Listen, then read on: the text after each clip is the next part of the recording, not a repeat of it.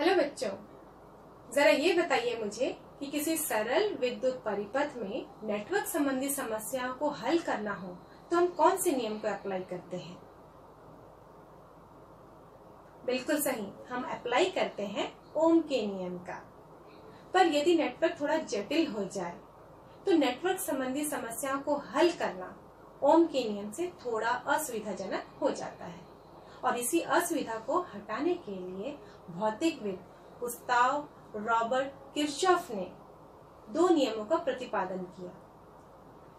सन 1842 में प्रतिपादित किए गए इन दोनों नियमों को हम किरचॉफ के नियम के नाम से जानते हैं। किरचॉफ के नियम का प्रथम नियम संधि का नियम है, जिसे हम केसीएल कहते हैं, किरचॉफ करंट लॉ। ये पहला नियम आवेश संरक्षण के नियम पर आधारित है। बच्चों, आवेश संरक्षण का नियम हमने पहले वाले वीडियो में पढ़ा है, तो यह नियम आवेश संरक्षण के नियम पर आधारित है। और इसको हम कहाँ अप्लाई करते हैं? इसको हम किसी जंक्शन पर, किसी संधि में प्रवाहित होने वाली धारा के लिए अप्लाई करते हैं। तो पहला नियम धारा पे अप्लाई होता है। कब? जब धारा किसी संधि में प्रवाहित हो रही हो। जो दूसरा नियम है, इसे हम बंद पाश का नियम या बंद लूप का नियम भी कहते हैं। इसे हम KVL के नाम से जानते हैं, Kirchhoff voltage law. Kirchhoff voltage law voltage पर आधारित है।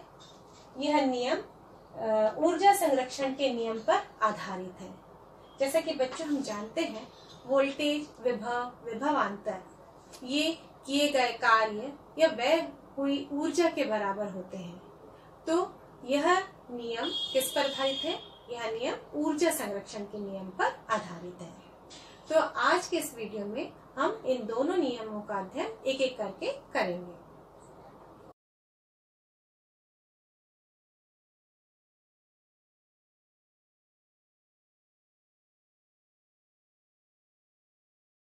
जैसा कि मैंने आपको बताया बच्चों, जो किरचॉफ का प्रथम नियम है वो किसके लिए है? वो किसी संधि में प्रवाहित होने वाली धारा के लिए है। और ये किस पर आधारित है? ये आवेश संरक्षण के नियम पर आधारित है। तो किरचॉफ के पहले नियम के आधार पर किसी संधि में प्रवाहित होने वाली धारा, आप यहाँ पर देख रहे हो बच्चों, यहाँ पर एक संधि बनाई है मैंने, जिसको ओ से दर्शाया है। इसमें कुछ तारें जुड़ी हुई हैं। संधि का मतलब क्या होता है? मेल। तो यहाँ पर बहुत सारे तारें जुड़े हुए हैं। आप इस चित्र में देख सकते हैं बच्चों, कहीं पर धारा अंदर की ओर प्रवेश कर रही है और किसी तार में धारा बाहर की ओर जा रही है। आप देख रहे हो, इस तार में धारा अंदर की ओर प्रवेश कर रही है, I2 धारा अंदर की ओर प्रवेश कर रही है, I3 बाहर की ओर है, I5 बाहर की ओर है। तो इस प्रकार आप देखेंगे कि इस संधि में कुछ धारा संधि में प्रवेश कर रही है और कुछ धारा संधि से बाहर जा रही है। तो इस नियम के आधार पर किसी संधि पर धारा का कुल बीजगणितीय योग किसके बराबर होता है? 0 के बराबर होता है। किसी संधि में धारा का बीजगणितीय योग 0 के बराबर होता है। तो प्रथम नियम क्या कहता है किरचॉफ का? किसी संधि में धारा का बीजगणितीय योग 0 होता है। अब बीजगणितीय योग 0 होता है, इसका मतलब सभी धाराओं को यदि हम जोड़ें तो हमको क्या प्राप्त होना चाहिए बच्चों? 0 प्राप्त होना चाहिए। हमारे पास इस चित्र अनुसार 5 धाराएं हैं। इस संधि O पर 5 धाराएं प्रवाहित हो रही हैं। I1, I2 और I4 ये अंदर की ओर है, मतलब ये संधि में प्रवेश कर रहे हैं, और I3 और I5 ये संधि से निर्गत है, बाहर जा रहे हैं। तो जब बीजगणितीय योग लिखेंगे हम, तो हम चिन्ह परिपाटी का ध्यान रखेंगे। चिन्ह परिपाटी साइन कन्वेंशन के अनुसार जो धारा संधि में प्रवेश कर रही है उसको हम लोग धनात्मक चिन्ह देंगे, और जो धारा संधि से बाहर जा रही है, एग्जिट हो रही है, उसे हम ऋणात्मक चिन्ह देंगे। तो यहाँ पर हमको सबका योग कितना लेना है बच्चों? 0 लेना है। तो हम लिखेंगे I1 plus I2 minus I3। Minus क्यों लिया बच्चों? क्योंकि चिन्ह परिपाटी के अनुसार I1 और I2 संधि में प्रवेश कर रहे थे, इसलिए धनात्मक। I3 संधि से बाहर जा रहा है, इसलिए ऋणात्मक। I4 संधि में प्रवेश कर रहे हैं, इसलिए धनात्मक, और I5 संधि से बाहर जा रहे हैं, इसलिए ऋणात्मक। इस प्रकार एक समीकरण हमारे पास तैयार होता है जिसमें हमने सबका योग किया है, लेकिन चिन्ह परिपाटी को ध्यान में रखते हुए अंदर प्रवेश करने वाली धारा धनात्मक ली है और बाहर जाने वाली धारा को ऋणात्मक लिया गया है। तो इस समीकरण को यदि हल करें, I3 और I5 को हम बराबर के उस पार ले जाएं, तो ये ऋणात्मक चिन्ह किसमें बदल जाएगा? धनात्मक में बदल जाएगा। तो हम किस प्रकार लिखेंगे? I1 plus I2 plus I4, minus चिन्ह इधर चला गया I3, तो ये प्लस I3 हो जाएगा। माइनस I5 भी बराबर के उस पक्ष में गया, तो ये प्लस I5 हो जाएगा। और इस प्रकार हमको एक नया समीकरण प्राप्त हो रहा है। और इस नए समीकरण से हम लोग क्या निष्कर्ष निकाल सकते हैं कि संधि में प्रवेश करने वाली धारा का योग, देखिए I1, I2 और I4 प्रवेश कर रहे हैं, I3 और I5 यहाँ से बाहर जा रहे हैं। तो संधि में प्रवेश करने वाली धारा का योग संधि से बाहर जाने वाली धारा के योग के बराबर होता है। तो किरचॉफ के प्रथम नियम के अनुसार हम ये कह सकते हैं किसी संधि में धारा का कुल योग शून्य होता है, या फिर किसी संधि में प्रवेश करने वाली धारा का योग संधि से बाहर जाने वाली धारा के योग के बराबर होता है।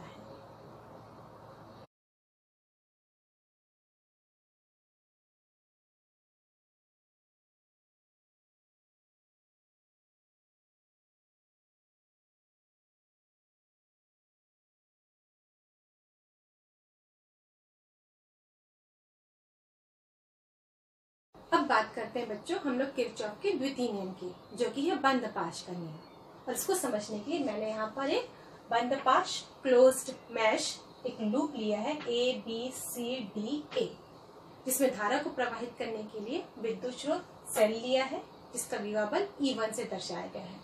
और इस परिपथ में दो प्रतिरोध लगाए गए हैं, जिनका नाम R1 और R2 है। इस विद्युत स्रोत सेल की सहायता से I धारा इस परिपथ में प्रवाहित हो रही है। अब इसमें बंद पाश का नियम किस प्रकार अप्लाई करते हैं, इसको समझते हैं। इसको समझने के लिए बच्चों पहले हम चिन्ह परिपाटी याद करते हैं। जब हम धारा की दिशा में गति करते हैं, धारा की दिशा की ओर चलते हैं, तो हम वहां पे धारा और प्रतिरोध के गुणनफल को धनात्मक लेते हैं। जब हम धारा की दिशा में गति करते हैं तो धारा और प्रतिरोध के गुणनफल को धनात्मक लेते हैं। धारा की विपरीत दिशा में गति करते हैं तो धारा और प्रतिरोध के गुणनफल को ऋणात्मक लेते हैं। ठीक है, अब हम बात करते हैं विभव बल की। इसमें लगे विद्युत स्रोत यानी कि विभव बलों की बात करें तो जब हम बैटरी के या सेल के ऋण से धन सिरे की ओर जाएं तो उसे हम धनात्मक लेंगे, और धन से ऋण सिरे की ओर जाएं तो उसे हम ऋणात्मक लेंगे। जिस सिरे पर पहुंच रहे हैं वही चिन्ह लिया जाएगा। ऋण से धन सिरे में पहुंच रहे हैं तो धनात्मक लिया जाएगा, और धन से ऋण सिरे में पहुंच रहे हैं तो उसको ऋणात्मक लिया जाएगा। अब हम द्वितीय नियम को जानते हैं। द्वितीय नियम के अनुसार किसी बंद पाश में, किसी बंद परिपथ में जो वोल्टेज का बीजगणितीय योग होता है वो शून्य होता है। किसी बंद पाश में वोल्टेज का बीजगणितीय योग शून्य होता है। इसको हम दर्शाते हैं summation of voltage is equal to 0। ये जो वोल्टेज आपने लगाया है किसी विद्युत स्रोत के द्वारा, मतलब विभव बल जो हमने किसी विद्युत स्रोत के द्वारा दिया है जैसे कि सेल के द्वारा, यह विभव बल इन प्रतिरोधों के मध्य धारा को प्रवाहित करेगा, और इस प्रतिरोध के कारण धारा के प्रवाह में रुकावट आएगी और प्रतिरोध के सिरों के मध्य विभव का अंतर उत्पन्न होगा। माना कि यहाँ विभव अंतर V1 है, V2 है और यहाँ V1 है। विभव अंतर किस प्रकार निकालते हैं बच्चों? वो हम ओम के नियम से निकालते हैं। ओम के नियम के अनुसार हम लिखते हैं V इज इक्वल टू विभव अंतर is equal to I into R। तो किसी भी प्रतिरोध के सिरों के मध्य कितना विभव अंतर है वो इस समीकरण से दिया जाएगा, और जो विभव बल हमने लगाया है वो पूरे परिपथ में विभव अंतर के रूप में बढ़ जाएगी। अलग अलग प्रतिरोधों के सिरों के मध्य अलग अलग विभव अंतर होगा, तो कुल विभव बल इन विभव अंतरों में बढ़ते चला जाएगा। तो हम बोल सकते हैं कि बैटरियों का या सेलों का विभव बल का कुल योग बराबर परिपथ में विभव अंतरों का कुल योग। इस प्रकार हम इस द्वितीय नियम को समझ सकते हैं।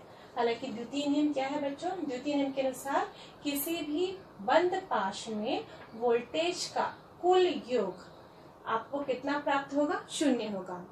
और दूसरे शब्दों में हम बोल सकते हैं कि इस परिपथ में सेलों का विभव बल का कुल योग उस परिपथ में प्रतिरोधों के बीच उत्पन्न विभवांतर के कुल योग के बराबर होगा। प्रतिरोधों का विभवांतर कैसे निकालते हैं हम लोग? I इंटू आर से। इसलिए बराबर के एक पक्ष में हम लिखेंगे समेशन ऑफ या कुल योग किसका? विभव बलों का। और बराबर के दूसरे पक्ष में हम लोग क्या लिखेंगे? कुल योग विभवांतर का। जितने प्रतिरोध लगाए गए हैं उनके विभवांतर का कुल योग। और विभवांतर कैसे निकालते हैं? ओम के नियम के अनुसार V is equal to I R. तो हम बोल सकते हैं धारा और प्रतिरोध के गुणनफल का कुल योग। तो इस प्रकार द्वितीय नियम बन जाता है विभव बलों का कुल योग बराबर धारा और प्रतिरोध के गुणनफल का कुल योग। अब इसको परिपथ में किस प्रकार अप्लाई करेंगे ये देखेंगे। चिन्ह परिपाटी मैंने आप लोगों को बताई बच्चों। यहाँ पर इस परिपथ में ABCDA, इस बंद पाश ABCDA में हमारे पास एक विभव बल है, मतलब एक सेल लगा हुआ है जिसका विभव बल E1 है। 2 प्रतिरोध है R1 R2 जिसमें कि I धारा प्रवाहित हो रही है। तो बराबर के इस पार हम लिखेंगे E1 और बराबर के उस पार हमारे पास 2 प्रतिरोध है जिनको हम धारा से गुणा करके लिखेंगे, क्योंकि जब प्रतिरोध को धारा से गुणा किया जाता है तो वो प्रतिरोध के सिरों के मध्य उत्पन्न विभवांतर को दर्शाता है। अब यहाँ पर हमको चिन्ह परिपाटी लगानी है, धनात्मक या ऋणात्मक। तो बच्चों यहाँ हम E1 की बात करें, इस बंद पाश ABCDA हम D से A की ओर चल रहे हैं, तो हम इस सेल के ऋणात्मक सिरे से धनात्मक सिरे की ओर चल रहे हैं, ऋण से धन सिरे में पहुंच रहे हैं, तो इसे हम लोग धनात्मक ही लेंगे क्योंकि हम ऋण से धन सिरे की ओर पहुंच रहे हैं। जब हम बात करें इस प्रतिरोध R1 की, इसको हम किससे गुणा करेंगे? I से। यहाँ पर भी हम D से A की ओर जा रहे हैं क्योंकि हमने ABCDA लिया है, तो हम या धारा की दिशा में चल रहे हैं। जब हम धारा की दिशा में चलते हैं तो हम उसे धनात्मक लेते हैं। I और R1 का गुणनफल धनात्मक होगा। अब बात करें R2 की, यहाँ पर भी हम देखें B से C की ओर चल रहे हैं, यहाँ भी धारा की दिशा में ही चल रहे हैं हम। जब R2 को I से गुणा किया जाएगा धारा में की दिशा में होने के कारण इसे भी हम क्या लेंगे बच्चों? धनात्मक। तो इस प्रकार हमारा समीकरण बन जाएगा E1 बराबर IR1 प्लस IR2। अगर आप इस लूप को उल्टा लें तो भी कोई फर्क नहीं पड़ेगा, आंसर आपको सेम मिलेगा। यदि मैं बंद पाश को चेंज कर दूं, यदि मैं A B C B A की ओर चले तभी भी लास्ट में हमको आंसर यही मिलने वाला है। फर्क क्या होगा बच्चों? अब हम यहाँ पर प्लस से माइनस की ओर, A से D चल रहे हैं, प्लस से माइनस की ओर चल रहे हैं, तो यहाँ मुझे चिन्ह परिपाटी के अनुसार माइनस लगाना पड़ेगा क्योंकि हम धन सिरे से ऋण सिरे की ओर जा रहे हैं। फिर हम बात करें R1 की, जिसे I से गुणा किया जाएगा, तो हम धारा की विपरीत दिशा में चल रहे हैं, इसलिए इसे भी माइनस लिया जाएगा। जब D से C की ओर आए, C से B की ओर आए, तो R2 प्राप्त हो रहा है। जब इसको I से गुणा करेंगे, यहाँ भी हम धारा की विपरीत दिशा में चल रहे हैं, तो इसे भी हम लोग माइनस लेंगे। और दोनों पक्षों से माइनस कॉमन लिया जाए यदि, तो ये माइनस माइनस कैंसिल हो जाएगा और वही समीकरण प्राप्त होगा जो हमको पहले वाले कंडीशन में प्राप्त हुआ था। इसलिए हम क्लॉकवाइज चल रहे हैं या एंटी क्लॉकवाइज चल रहे हैं उससे कोई फर्क नहीं पड़ता, बस आपको चिन्ह परिपाटी याद रखनी है। जब हम धारा की दिशा में नाप रहे हैं तो उसे धनात्मक लेंगे, धारा की विपरीत दिशा में यदि हम लोग मापन कर रहे हैं तो उसे हम ऋणात्मक लेंगे। वैसे ही अगर हम सेल के ऋण सिरे से धन सिरे की ओर पहुंच रहे हैं तो विभव बल धनात्मक लिया जाएगा, और धन सिरे से ऋण सिरे की ओर पहुंच रहे हैं तो विभव बल ऋणात्मक लिया जाएगा। तो इस प्रकार हम लोग किसी भी बंद पाश में, क्लोज्ड मैश में समीकरण ज्ञात कर सकते हैं। अगर मैं इससे थोड़ा और जटिल परिपथ लूं तो उसमें किस प्रकार निकालेंगे ये हम देखते हैं। अब बच्चों हम थोड़ा जटिल सर्किट लेते हैं और इस सर्किट में हम किरचॉफ के द्वितीय नियम को अप्लाई करते हैं। बच्चों इस सर्किट में 2 लूप हैं, ये ऊपर का और एक ये नीचे का। इन दोनों में हम किरचॉफ के द्वितीय नियम को लगा के देखते हैं किस प्रकार का समीकरण हमें प्राप्त होगा। यदि मैं बंद पाश A B C D A लूं, चित्र में देखो बच्चों, यह है A B C D A. इस बंद पाश में दो सेल लगे हैं, सेल E1 और सेल E2, और इसमें दो प्रतिरोध लगे हैं R1 और R2, जिनमें धारा प्रवाहित हो रही है। सेल E1 से प्रवाहित होने वाली धारा का नाम E1 रखा है मैंने, और सेल E2 से प्रवाहित होने वाली धारा I2 है। मतलब R1 में I1 धारा प्रवाहित हो रही है और R2 में I2 धारा। जब ये दोनों धारा इस बी जंक्शन पर मिलेगी, बी संधि पे, तो किरचॉफ के प्रथम नियम से क्या होगा, संधि में प्रवेश करने वाली धारा संधि में बाहर जाने वाली धारा के बराबर होगी।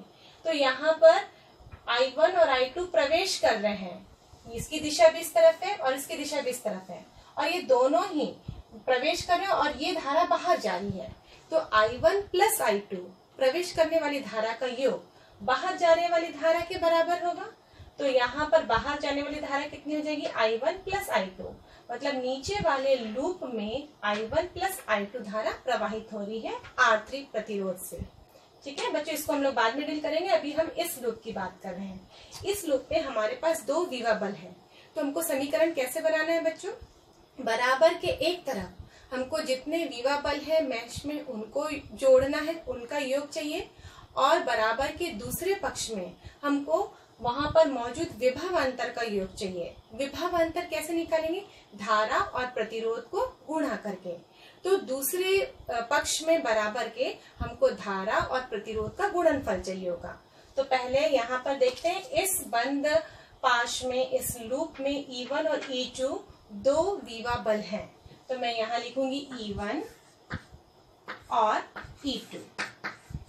प्लस होगा कि माइनस, ये हम लोग चिन्ह परिपाटी के अनुसार लगाएंगे। ठीक है, पहले हम लोग देख लेते हैं क्या क्या है। बराबर, अगर मैं बात करूं तो यहाँ पर दो प्रतिरोध है R1 और R2। मैं इधर लिखूंगी R1 और इधर लिखूंगी R2। विभवांतर लिखना है हम लोग को, विभवांतर का योग बनाना है हमको दूसरे पक्ष में। तो विभवांतर कैसे बनेगा, ओम के नियम के अनुसार जब प्रतिरोध को धारा से गुणा करेंगे। I1 में कितनी धारा, R1 में कितनी धारा बह रही है I1, और R2 में कितनी धारा प्रवाहित हो रही है I2। तो इस प्रकार हमारे पास यहाँ पर दोनों प्रतिरोधों के सिरों के मध्य विभवांतर भी प्राप्त हो गया है। अब यहाँ पर हम लगाएंगे चिन्ह परिपाटी। बच्चों, हम A से B की ओर आ रहे हैं, उसके बाद B से C की ओर जा रहे हैं। तो इस सेल की बात करें तो हम इसके धनात्मक इलेक्ट्रोड से ऋणात्मक इलेक्ट्रोड की ओर बढ़ रहे हैं। ये धन सिरा है, ये ऋण सिरा है। तो हम इस सेल के धनात्मक इलेक्ट्रोड से ऋणात्मक इलेक्ट्रोड की ओर बढ़ रहे हैं। तो चिन्ह परिपाटी के अनुसार E2 क्या होगा, माइनस, क्योंकि हम कौन से इलेक्ट्रोड में पहुंच रहे हैं, माइनस। जिस टर्मिनल में पहुंचते हैं उसी का चिन्ह लिखा जाता है। तो E2 के सामने मैं क्या लगा दूंगी, माइनस। ठीक है, अब बात कर रहे हैं R2 I2 के गुणनफल की। अब हम आगे बढ़ रहे हैं, वो भी किसकी दिशा में, धारा की विपरीत दिशा में। और चिन्ह परिपाटी के अनुसार धारा की विपरीत दिशा में लिया गया धारा और प्रतिरोध का गुणनफल वो ऋणात्मक लिया जाता है। तो यहाँ पे I2 R2 का गुणनफल भी माइनस होगा, इसके सामने मैं ऋणात्मक चिन्ह लगाऊंगी। अब आगे बढ़ते बच्चों, हम यहाँ पे I1 R1 का गुणनफल हमको प्राप्त होगा। ये धारा की दिशा में ही हम आगे बढ़ रहे हैं, धारा की दिशा में बढ़ रहे हैं, इसलिए ये धनात्मक ही होगा। इसके आगे हम ऋणात्मक चिन्ह नहीं लगाएंगे क्योंकि हम धारा की दिशा में ही आगे बढ़ रहे हैं। फिर सेल E1 की बात करते हैं। सेल E1 में हम ऋणात्मक इलेक्ट्रोड से धनात्मक इलेक्ट्रोड की ओर पहुंच रहे हैं। तो इसमें कौन सा चिन्ह आएगा, इसमें आएगा धनात्मक चिन्ह, क्योंकि हम कौन से इलेक्ट्रोड में पहुंचे, हम धनात्मक इलेक्ट्रोड में पहुंचे। तो यहाँ पर E1 धनात्मक रहेगा। तो इस प्रकार पहले वाले परिपथ का समीकरण हो जाएगा E1 माइनस E2 बराबर I1 R1 minus I2 R2। अब हम लोग नीचे वाले लूप की बात करें। नीचे वाला लूप क्या है बच्चों, B E F C B, इस प्रकार का B E F C B। इसमें कितने सेल हैं, इसमें एक ही सेल है। कितने प्रतिरोध है, दो प्रतिरोध है। हमको बराबर के एक पक्ष में विभव बल लिखना है सेलों का, उनका योग चाहिए, और दूसरे पक्ष में हमको प्रतिरोधों के सिरों के मध्य विभव अंतर का योग चाहिए, मतलब I और R का गुणनफल का योग चाहिए। तो हम यहाँ पर देखेंगे इस परिपथ में एक ही विभव बल है, तो हम यहाँ पर लिख देंगे E2 बराबर के दूसरे पक्ष में दो प्रतिरोध है, एक है R2 और दूसरा है R3। अब R2 में कितनी धारा प्रवाहित हो रही है बच्चों? प्रवाहित होने वाली धारा I2 है। R3 में कितनी धारा प्रवाहित हो रही है? R3 में प्रवाहित होने वाली धारा है I1 प्लस I2। तो यहाँ मैं इसको गुणा करूंगी I1 प्लस I2 से। अब चिन्ह परिपाटी लगाएंगे, क्या प्लस होगा क्या माइनस। B से E की ओर बढ़ रहे हैं, यहाँ पर धारा की दिशा में ही आगे हम बढ़ रहे हैं, तो प्रतिरोध R3 और I1 प्लस I2 का गुणनफल चिन्ह परिपाटी के अनुसार धनात्मक होगा, क्योंकि हम धारा की दिशा की ओर ही आगे बढ़ रहे हैं। यहाँ मैं लगाऊंगी प्लस चिन्ह। I1 प्लस I2 गुणनफल यदि R3 के साथ निकाले तो चिन्ह परिपाटी के अनुसार ये धनात्मक होगा। अब आगे बात करें I2R2 की। I2R2 भी धारा की दिशा में ही हम आगे बढ़ रहे हैं, इसलिए I2R2 का भी चिन्ह धनात्मक ही होगा।